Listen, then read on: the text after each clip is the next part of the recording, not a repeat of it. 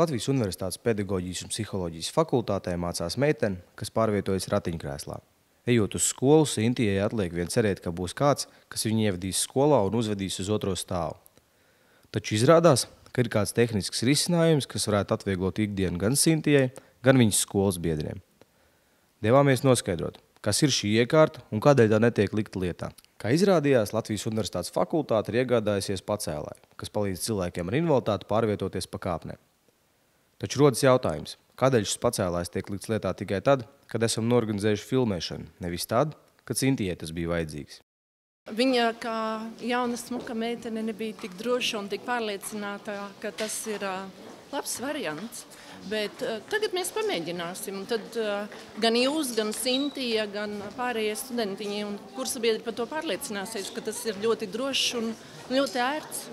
Savukārt pats Sintija apgalvo, ka esot bijusi gatava pacēlāju izmantot, bet neviens neesot zinājis, kā tas īsti darbojas. Toreiz tā arī nekas nesanāca. Šis aparāts ir tāds pats kā mobilais telefons.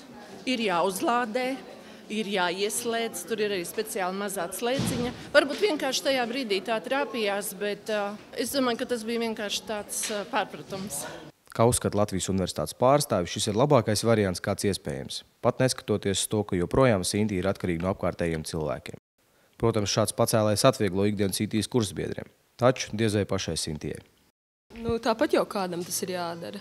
Es esmu runājis par to, vai ir vieglāk kā pašiem palīdzēt, vai vieglāk ar šo te rīku. Tu kā teici, ka pašiem jau neviens jau nezināja, kā viņu iedarbināt un baidījās. Konsultējoties ar kādu firmu, kur Latvijā izplatīja šādu veidu pacēlājs, izrādījās, ka ar tiem rīkoties nemaz nav tik vienkārši, kā uzskata Latvijas Universitātes darbinieki.